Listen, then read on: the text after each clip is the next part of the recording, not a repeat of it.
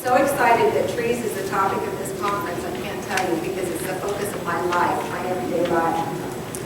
The Chicago Region Trees Initiative was organized in 2014, initiated by the Morton Arboretum after a study was done in the region. I'm going to talk about some of the studies that we've done, some of the data sets we have, and how we're trying to use this information to improve the urban forest at a variety of scales today.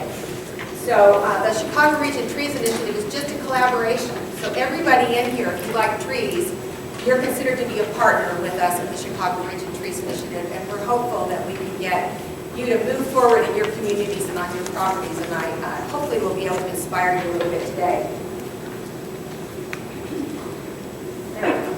So when you look at this tree, Brooke has talked about this morning the benefits that trees provide, and the introduction to this talk this morning has provided an introduction to trees and what the advantages are.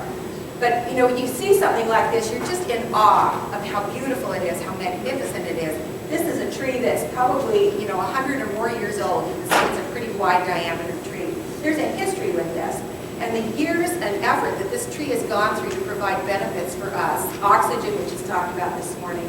But the aesthetic value alone is important. And Brooke mentioned that property values can be increased as much as 10% by having trees in front of them. Businesses that have trees planted in front of them can sell 12% more goods because people like to be in those areas and they tend to spend more money when they're in a pleasant state of mind.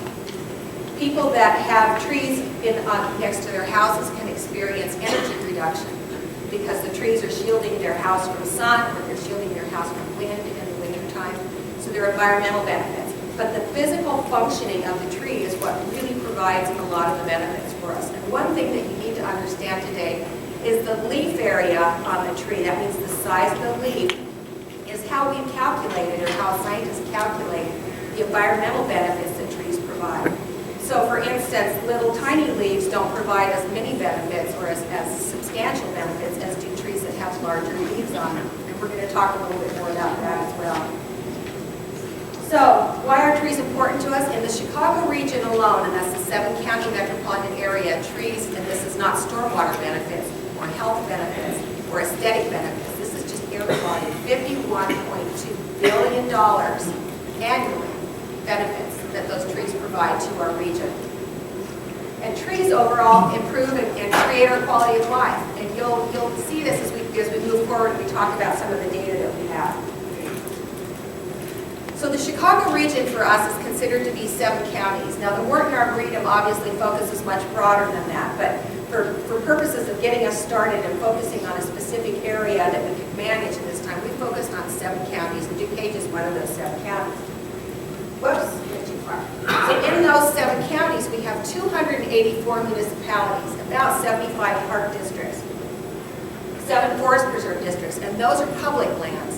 70% of the trees and oak ecosystems in our region are privately owned.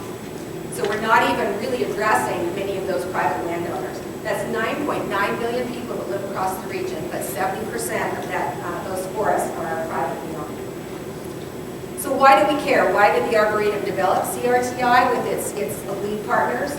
It was because of this census that was done in 2010, and the results were published in 2013. That showed that emerald ash borer is a significant thing for a region. Now, it didn't take any study to show that. Anybody that's living within a municipality or on your own property knows that. We've lost 13 million trees in the Chicago region to emerald ash borer, and it's only 8% of the overall canopy. We also have issues with lack of species diversity. What we're finding in their study was that we have about 5 species that really are the bulk of the species that we have in the region. And that's a problem because if we know we have emerald ash borer, which is only 8%, and that was a significant economic problem as well as all the other problems associated with the loss of those ash trees. Trees that are in higher concentrations are going to be a much more significant loss. We're looking at a lack of age diversity. For instance, we found that oaks are 41 inches is sort of the standard size or significant size of an oak tree. We're not seeing the smaller inch diameter trees coming up. They're not regenerating.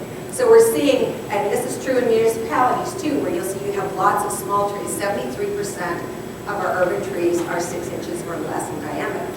So those are all in that same age class, and as they get bigger, obviously they provide more benefits for us. And then finally, we have impacts from invasive plant species. Does anybody know what buckthorn is here? Oh, yeah. 28.2% of our trees in the Chicago region are buckthorn. 3% is honey locust, and we lost 8% to emerald ash borer. So almost 40% of the trees in the Chicago region are either being killed by an invasive species or are invasive species. So we are in a state of transition, as the survey said. So as we think about our future, what is our forest going to look like in the future? You can't just plant a tree today and expect it to be 30, 40 inches in diameter in the next few years. That's going to happen outside of your lifetime. Trees are slow growing, they're long living if they're cared for and taken care of correctly. So as they say, you're not planting a tree for yourself, you're planting a tree for the future when you plant a tree, because it's going to be substantial long after you're gone. So, how do we communicate this information? I come from a municipal background where when I go to my board of trustees, or when I did go to my board of trustees, they want to know what does it cost and give me the data, what supports this. And so we've been very frantically gathering data to support what's going on in the Chicago region. These are some of the data sets that we've been using, and I'm going to talk a little bit about several of these as we move forward, so that we can prove the value of the forest or what's happening in our forest across the region. So the first one is this urban forestry, urban trees and forests of the Chicago region, which is the census that was done in 2010. We have 157 million ash trees, 21% canopy when you include shrubs, 15.5% when you don't include shrubs, 27% is the national average for tree canopy. Now, we're not living in Arizona, we're not living in California where it's an arid, dry climate. We're living in ideal conditions for tree growing, and still we're lower than the national average. The 5 most popular species are identified up there. Then we have just 2 examples of the benefits that trees provide out of this 51.2 billion. Every year, 17 million tons of carbon are sequestered by our trees, which is equivalent to about $350 million worth of benefits that our trees provide. Pollution removal, just leaf surface area collecting pollutants from the air, 24,000 tons a year, or $183 million annually. So when you go to your boards and you have to argue why trees are important, you may not be able to say that the trees in our little community provide this, but you can use tools that are provided through the Davey Institute, the iTree resources, and Al Zaleo will be talking after me, I believe, this morning, about the iTree tools. You can start to evaluate and identify what the benefits are of trees on your property just through that tool. So another thing that we did is we gathered the LIDAR information that's been collected across the region. Each of the counties fly a LIDAR. LIDAR is imagery that when they fly a plane, it produces a light radar that goes down and picks up little points. So it can identify height differences. And you can see in this picture, up towards the top, there's some sort of flat surfaces. Those are buildings. And towards the bottom, you can see those fluffy things. Those are trees. The University of Vermont and Dr. Jarlath O'Neill Dunn took the data that we sent to him for each of the counties, and he has a model where he can sort this information and help us identify canopy. So for instance, in the Chicago region, we're able now to identify where canopy is located. And why does that make a difference? Because of the benefits they provide, but it also, when layered with other information, gives us some critical advice on where to start and helps us identify priorities. So this is by community. And you can see the yellow areas are where there's very low canopy. Now some of those areas will be agricultural areas, and obviously trees aren't planted there, so you're going to have lower numbers. But as you move into Chicago, you can see there's some communities that have very low canopies. Those communities likely have also low income. They likely have high crime rates. They likely have low community interaction. Those are all things that we can layer to show that trees are going to come into your community and make a difference. We can also layer it with heat maps, which we've done. You can see a clear correlation between where you have heat island impacts and where trees are. So for instance, in the 7-county region, this is the data for each of the counties. And you can see DuPage County, for instance, is sort of a middle-of-the-road county. You're not the extreme. You don't have a tremendous amount of agriculture. You don't have a tremendous amount of canopy. You're sort of in the middle range. So the green bar at the bottom is tree canopy. The light lemony kind of green. In the middle is vegetation. And vegetation means it's grass, it's agriculture fields, it's planting beds, it's anything that's not paved surface. Then we've got buildings, we've got roads, we've got bare soil, we've got railroads, we've got other paved surfaces, so that we can start to identify where can we plant trees. So for instance, in DuPage County, when we look at land use, we can see what stands out as the best place for us to focus our efforts. It's residential. We have the best opportunities in increasing tree canopy on residential. Well, that's no surprise because we know 70% of our land is owned by private landowners. But there's where we can actually have an impact. So we need to be focusing our efforts on working with private landowners. Another one is institutional. Again, it's privately owned. There are some opportunities there that we can work on improving canopy and green infrastructure on those land uses. Transit is another one. We've identified the roads and rails in the transit, so the green part really is a place where you could be planting trees. So we can work with these transportation entities and improving the canopy, we can improve tremendously air quality. Just think about if we had rows of trees and shrubs planted along the expressways, how they would be taking up that pollution before it could get to your backyard. So we're combining this also with the Chicago Wilderness Green Infrastructure Vision, which has identified specific areas that have high-quality opportunities for us. And you can see that there are little blotches all across the region. There's not as much connectivity as we would like to see. Private landowners can be our connections. Private landowners in their backyards planting native species can help make these connections. So we want to be able to focus on how we can improve private land management and ownership in order to increase connectivity and support and protect these natural areas. We're also looking at oak restoration. Oaks are a keystone species for our region, and I'm talking to the choir because you all know and understand that. In the pre-settlement mapping that was done, we mapped 3 layers with Chicago Wilderness, the Morton Arboretum did. The pre-settlement, 1939 aerial, and 2010 aerial. So in the pre-settlement, which was the early 1800s, they mapped using the survey nodes. We have 17% of our oak ecosystems left. That's all that's left. And very few large parcels. And oftentimes, specific bird species or animals and wildlife require larger sites in order to be able to survive here. So we need to be focusing on how can we connect these sites? How can we work with landowners that manage those sites? How can we take some of the land that may have been used for something else and put it back into oak ecosystems if the landowner is willing to do it? So for instance, here we have oak ecosystems for the 1830s, 1939, and 2010 data. You can see DuPage County had a low oak canopy. That probably indicates that this was more of an area of prairie. But you can see we have only 8% of oak ecosystems left in DuPage County. So there's a significant effort that needs to be made in this county alone in order to increase our oak ecosystem so that we have something vibrant and growing and healthy for the future. Buckthorn abundance. Now DuPage County has 26% buckthorn, which isn't as bad as Lake County that has over 40%. And that's a significant problem for them. But we also know King County only has 11%. And we start working now to get those numbers down so that in the future, we don't have each county having 40, 50, 60% buckthorn taking over our areas. So we need to get that data that I've been talking about is really regional or county data. And we've been meeting with the counties to get them to identify 3 things for us. 1 is their goal for canopy for the county.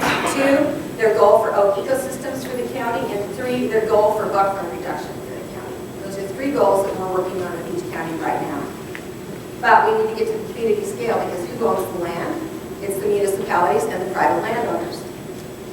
So we've been collecting also data that's specific to communities. So we can go into communities and say, this is what we know about you. This is where we think you can have the most impact in your community. So we've got street tree inventories, we've got park district inventories, we've got natural areas inventories, universities, NGOs, and private properties.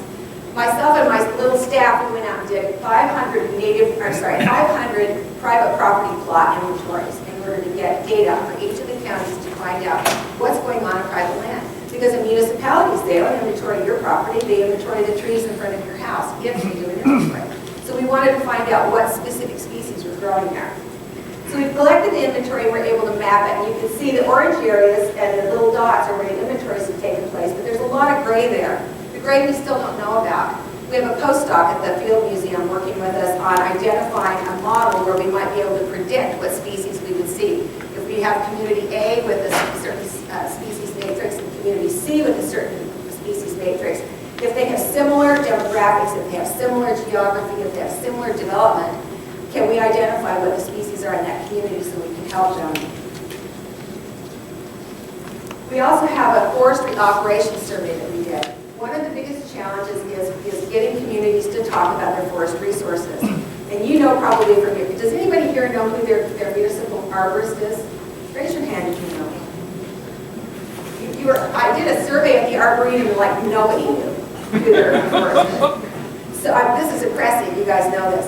Many of your communities don't have an urban forester, and in most public works, which is where I come from, you're managing waste, you're snow plowing and filling potholes, you're dealing with somebody's fence that's come down and fallen into the street, and then if you have time left over, you work on forestry issues. We wanted to know how their communities function, so we asked them 89 questions. It was a horrible survey to have to fill out, but it gave us some great information. So one of the questions we ask is, what is your biggest need? Staff. Staff is their biggest need. They need more help and more time to be able to work on community forestry issues. The next is financial aids and grants. They're not expecting the community to come up with this money, but the reality is that we've got some great resources in our communities if we start to tap those. We've got businesses that are there would be interested in sharing some of this opportunity. We've got volunteers. Municipalities don't use volunteers. I find that just amazing. They don't want to use volunteers. It's too big a headache. And so we're trying to work with them to understand how they can use this great resource that can help augment their staff and how they can get financial aid based on some of those issues. Trees was number 4. They're looking for more trees. One of the challenges we have, and I know there's a couple of nurseries here today, is getting enough trees now. Because when the economy tanked in 2008, the nurseries ended up having to cut down trees in their fields because nobody was buying them. And then as the economy started to pick up, trees don't just grow overnight. It takes years to get in there, so there's a short supply of trees. We're also able to map budget. How much do they spend? Oops. Do they have a management plan? Many do not. You can see the ones that are blue have yes, but all the gray and the reds are no. Arborists on staff. Arborists are in blue, no arborists are in red. Okay, so we have all this data. Now we can start to prioritize it. We can layer it. Because we have it in GIS, and it's over my head, I have somebody that deals with this, so it's fantastic. She just shows me the results, and I get all excited about it. But we can see, we know from studies, and all of these are scientific studies that have been done, crime rates are lower in communities that have trees. Can we layer crime rates with where our canopy is and support and see that that's specifically true? We go in and work in those areas. Can we layer multiple things? Can we layer respiratory ailments, flooding, income, air quality? Can we layer that data and see where we should be focusing our efforts? And everybody has their own priorities, obviously, so it's not just us saying, here are our priorities. We're going out and we're working with the communities to say, what are your priorities? Here's the data we have. Let us layer it. Let us help you understand what are the issues in your community and how we can address those in specific locations. So for each of the 284 communities in the Chicago region, and we've done it for each county as well, we've developed community summary data sets. It's 11 boring, detailed pages of information, of tables and data on their canopies. It includes canopy cover. If we have an inventory form, it shows them their species diversity. We have age information, it shows age diversity, oaks, buckthorn. It goes through the whole explanation, and it tells them why they should be concerned. And we're meeting with individual municipalities to talk to them and walk them through this so that we know that they understand what it means. So for instance, Franklin Park, they have 14% canopy, but they have the potential for 46% more canopy. We can work there. We know there's opportunities there. Their percentage of maples is 42%. And that's not that far off the mark for a lot of municipalities. Most municipalities have maples at 30% or higher because it's gorgeous fall color. Everybody loves that gorgeous fall color. But when Asian longhorn beetle comes back, and it's been here once before, the first thing it's going to go after is these maples. And if you think you were hurting losing 8% ash, think about losing 42% maples. So if you look at their second one, 19%. If Asian longhorn beetle comes back, they've lost 60% of their forest. That's an issue of planting species diversity. That's why we want to see diversity, diversity, diversity. The across the spectrum. So that if something comes through and takes something out, you're not losing everything. Tree size distribution. You can see that they get their trees to about 15 inches, and after 15 inches, they start to die off. Why is that? We need to find out why that is. It could be they don't have trained staff, if they're not planting them correctly, they're not giving the soil, the trees enough soil, they're not putting the right species in the right place. There's a number of issues that can be involved in that. Maybe they're not getting watered. We need to engage volunteers to water. We need to get their trees living to be older and bigger so they can provide more benefits for them. So, all this data is providing an opportunity for us to understand where to start. We can give you information. You can make a thumbprint, a fingerprint for your community that shows exactly what your situation is in your community so you can move forward. But you as individuals, again, need to remember 70% of our trees are on private land. We need to be engaging residents. We need to be talking to our neighbors. We need to get everybody to understand that when you cut down that tree on your property because you want to put in a basketball hoop in that exact location, that you're not just impacting that property, you're impacting all the properties on that street. Everybody around you is being impacted adversely by that issue.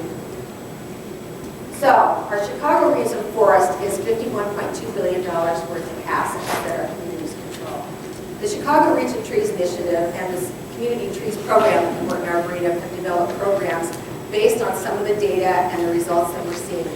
We provided mentoring programs for communities so they can get together as professionals and talk about what's working in their community. Peer-to-peer learning is much more effective than when they have somebody come in and tell them how to do something. We have opportunities in basic urban forestry training that many municipal staff are sent. It's not just the guy that's cutting down, that's filling the pothole. He said, well, while you're there filling that pothole, there's a tree that needs to be pruned over there, just prune it. He may not know. So we're providing urban forestry basic training to anybody that will come, anybody that wants to come. The only expense is $10 for lunch. That's it. It's a full day of basic forestry training. So send your municipality, send people that you know of that could use this resource. We've developed ordinance templates to help communities at all scales. We have bronze, silver, and gold to get you going. We have ordinance management plan templates to help you develop a strategy, not just for maintaining and caring for your street trees, but for maintaining all the trees in the community. That would include natural areas, which many communities don't take care of. How do they maintain and care for them? So the Chicago Region Trees Initiative began as a partnership that's available to anybody. We're available to help any community that's interested in getting help. And we're more than happy to work with you in any way possible to improve the canopy across our region. And we hope that you will think about the benefits, especially after today's presentations, that trees provide and why it's important that we have a strong urban forest in our communities. Thank you very much. Appreciate it.